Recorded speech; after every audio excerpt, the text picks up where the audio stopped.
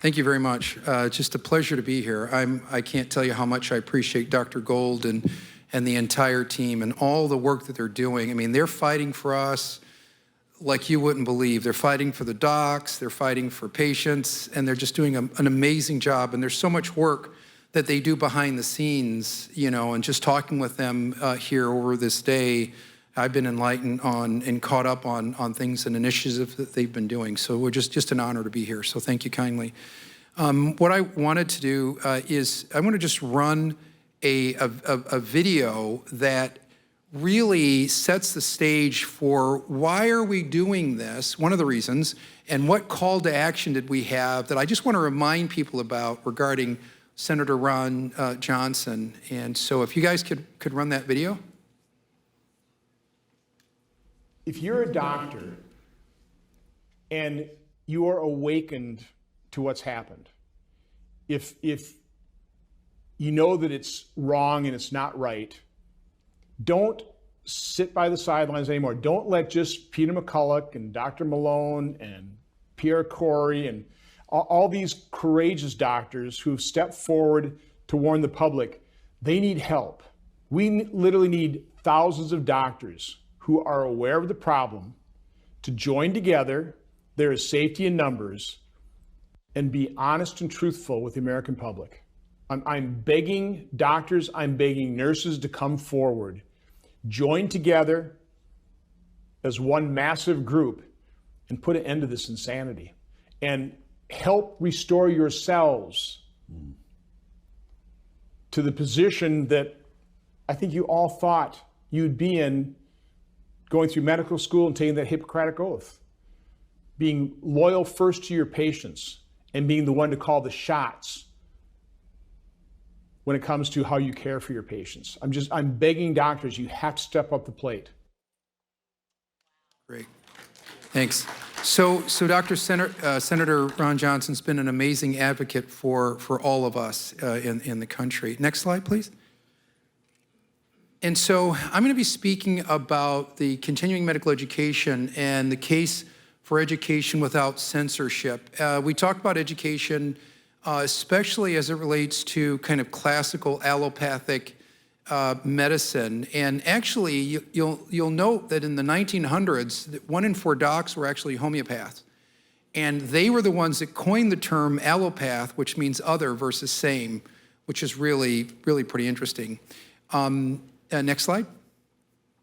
So the question really is education, is it good or bad, right? And the answer is neither, right? Depends on where it's coming from, right?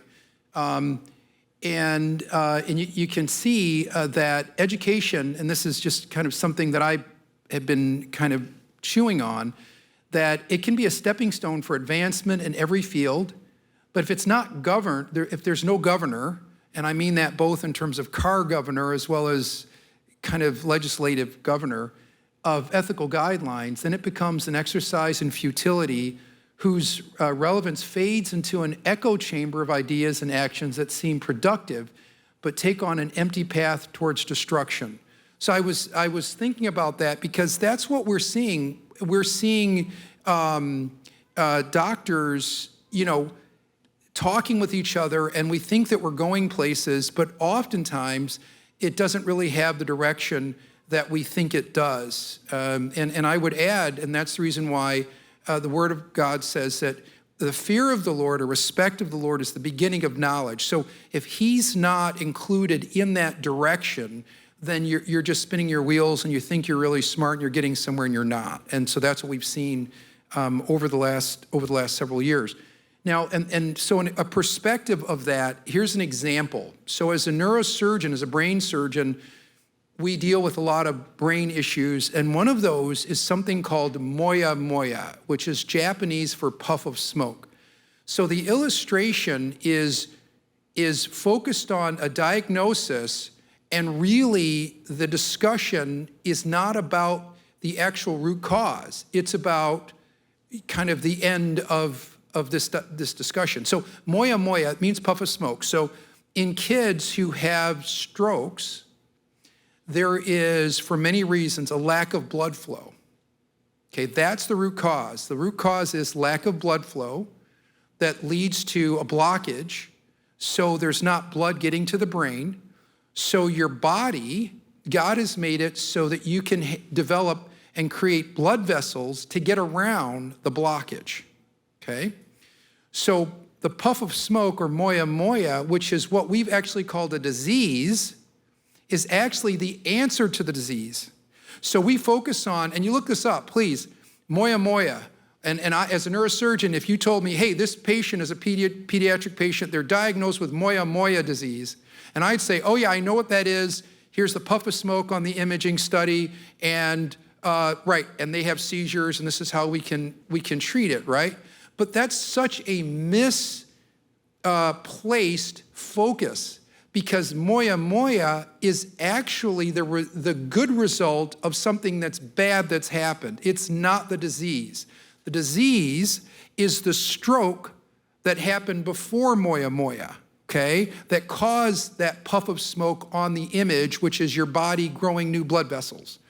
So I use this example as a neurosurgeon because it's so classic in my example of what's happened in a lot of the medical rubric, and how we emphasize or focus on the root cause, not the root cause, but we focus on the diagnosis, or we focus on the symptoms, but not on the root cause. And then we think that we're, hey, we've won, and we're a mile away from what the original root cause was. Like, we're not wanting to focus on that. And so this is just and I apologize if it's confusing, but for me as a neurosurgeon, it's a great example of that entire illustration. And that leads to our discussion regarding continuing medical education. So next slide. Okay, I'll turn, yeah. So, and this is the history of continuing medical education in the United States. So as you can see here, the first medical school was opened in 1765 in College of Philadelphia by John Morgan and William Shippen Jr., and over time became University of Pennsylvania School of Medicine. And then you look at Nathan Smith Davis was a physician who established the American Medical Association in 1860 and became the first editor of the journal, the American Medical Association. Okay, fine. And then CME, Continuing Medical Education, started as an educational session with surgeons, and we were, trying to figure things out, right? And then hosted by the Mayos in the 1920s, and it was just a club. So it was a discussion of, here's process this, here's what's going on, this is what we're seeing, here's exchange of ideas, we're educating each other, fine, okay?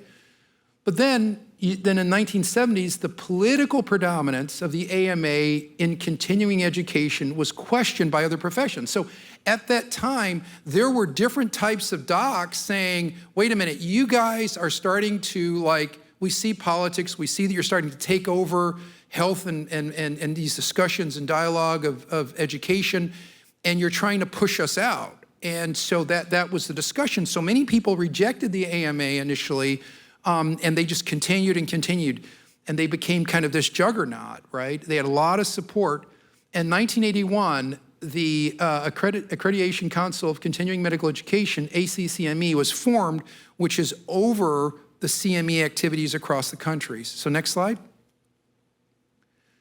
So this was a quote by Dr. Story, who published this in the New England Journal of Medicine. He said, "One step forward, two steps back. There's this tide in the affairs of men that taken at the flood can sweep them out to sea," right? And the tide was mandatory continuing medical education.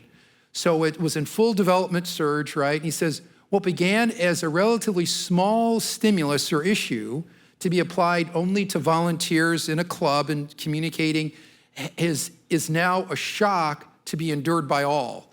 And so it's been this mandate. It's a way of controlling a system of education and educators within the healthcare space, specifically the academic space. Now, there is some good when you're providing education that's valuable and you have valuable discussions, but we see here that back in 2007, U.S. Senate Committee on Finance wrote a letter to Dr. Murray Koplow, Chief Executive Officer of the ACCME, and what was said was the chairman of the Committee of Finance noted that the pharmaceutical industry spends more than $1 billion, with a B, a year to fund CME programs that are accredited by the ACCME. So this letter obviously criticized ACCME for poor oversight of CME activities and failure to adequately limit bias in big pharmaceutical companies. And because the ACCME focused on the documentation surrounding the process for funding and creating CME activities as opposed to kind of the substance of some of these activities. And so you can see when there's not a firewall, what happens, you know, the influence of big pharma on our literature, or how we educate each other, and then how we provide services to those that we serve.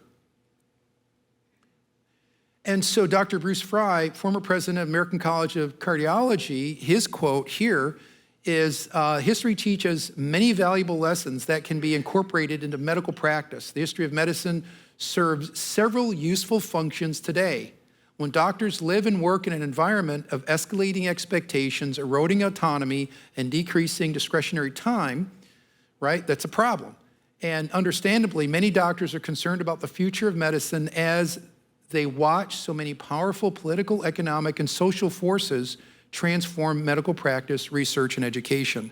So you can see what started out as something very benign. Certain people had specific intent to capture the system for monetary reasons. And so now we're at this point that we need to now go in a different direction. So what we've done is we launched the M&I Great Lakes Echo. It's now called Great Lakes Learning. And in doing this, thinking about the fact that science is one face of God and a medium and process that he puts in place to help us understand the natural phenomena that he created. This is truth. He's truth. An education void of God, God filter is, you know, and his precepts will never be fruitful as it was meant to be. It will decay. And this is my perception, that's me, of what I've seen over the years.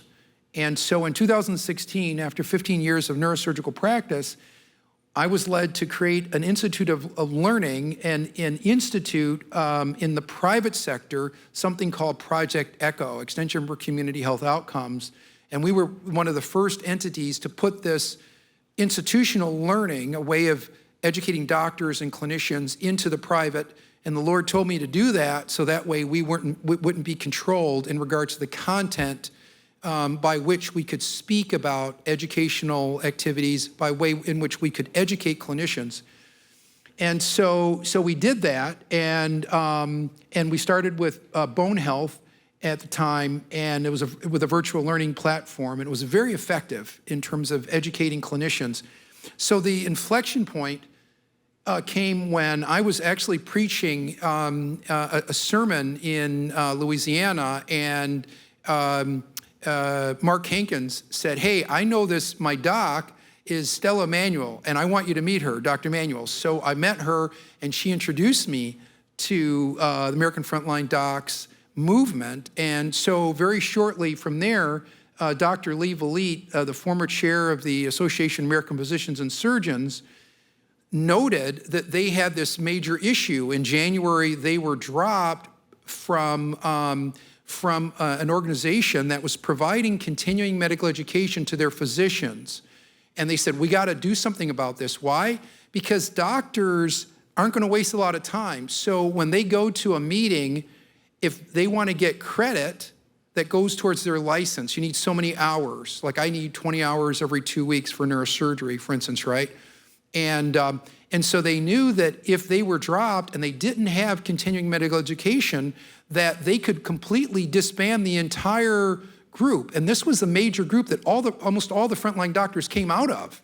So it was a big deal. So it was an honor for us. We stepped in because we had already created an institute providing continuing medical education. So within about 3 months, we sponsored the AAPS and provided their CME. and have done so ever since. And so that really kept the academic rigor in place for the AAPS. And since then, we've been, it's been amazing to support some of the other groups that you can see here, including Gold Care Today. So one of my companies is providing their continuing medical education. So credits for clinicians and physicians. And one of the battles that we had in thinking about this is like controlling information and controlling data, because whoever controls information, right, controls everybody.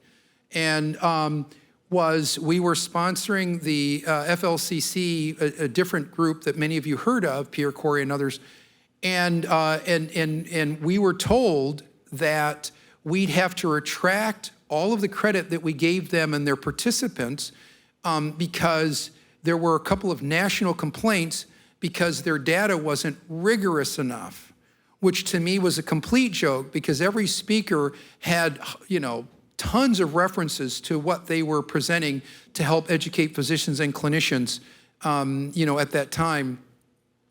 And so we went to bat for them, and after a 2,000-page rebut from my company to the certifying committees, we were actually at a stalemate, and at one point they kind of suspended us from providing CME just because of the fact that we were supporting an entity that was not in the same purview or an agreement with with the vaccine schedules and everything else.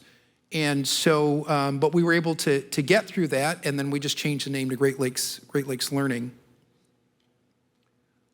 And next slide.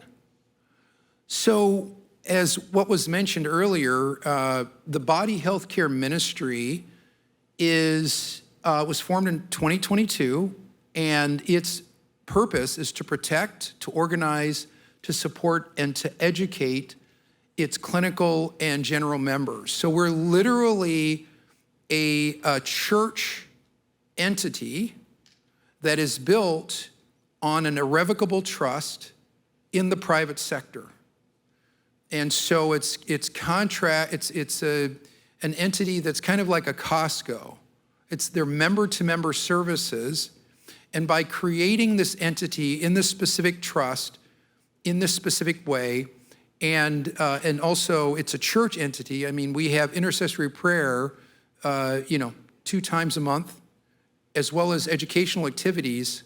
What we've done was create a citadel of protection for the incubator of a new healthcare system that functions outside of the jurisdiction and standing of the state and federal authorities. And we're protected by the First Amendment plus the equity law in terms of member-to-member contracting. So we did this because we knew that in coming years, it wouldn't be enough to lobby the current system that's in place because it was too broken, that we needed to create something that's radical, that provides general members who are looking for health care and wellness for themselves and their family, and be provided by docs who would not be coerced to what they couldn't do and couldn't say. So this was one very unique way. And this entity exists in the business sectors and other sectors for a long time. It's just the challenge is in the healthcare space to do that because it was so locked up. And the specifics with that is that in terms of the protection, so we provide this autonomy of qualified clinicians and clinical members and to provide health care to members. And again, think of it like a Costco. You go to www, the Body Healthcare. We have about 800 members right now, and we're growing. We exist in every state, so there is no state border because we function in every state. And as long as the physician is a member, their clinic is a member, and the patient they're serving is a member of the body, then they're protected on this super highway across the entire country, like a Costco, okay? And then to organize. So we've been bridging networks. We love we want to stay decentralized, other than the fact that we are a trust and a church entity. We provide service to anyone in terms of regardless of their belief. We show them the love of Jesus Christ, obviously. But the networking, like working with Gold Care, has been amazing, and all of what they're doing, and to be able to connect other clinicians or people who need services to Gold Care. If there are other clinics that are on the super highway, we can connect them and create synergies, which is the goal. And then obviously the support to our general members. Sometimes we get a call and say, I need a specialty pediatrician. Where can I find someone who thinks like me and is going to be helpful to my family? So we're able to do that.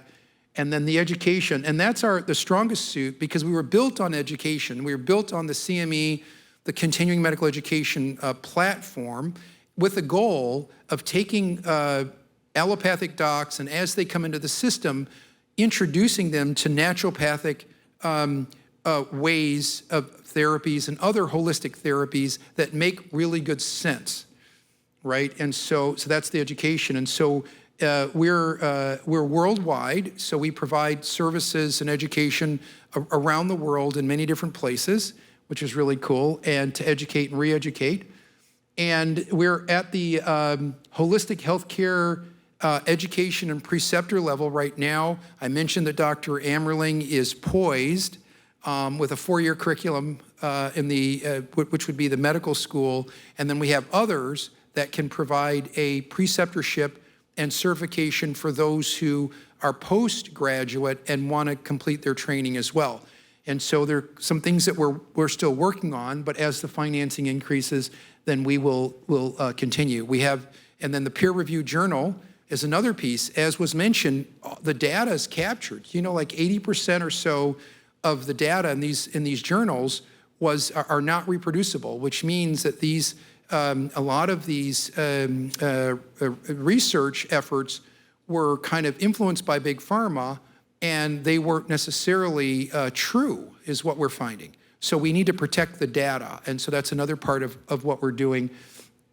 And then lastly, creating a national trial comparing current healthcare system to a private system and saying which one's better, and doing it in a way where people like RFK Jr. and others understand what we're trying to do in a very systematic, thoughtful way to compare the two. And so we're in the process of that as well. And so this has been an interesting time, and the panel discussion was just spot on to lead into my talk in terms of what we're doing, and to really partner with Gold Care and all the wonderful work that they've been doing, and kind of be on their shoulders and also be a help with efforts like theirs and other efforts across the country to make a difference. So thank you very much.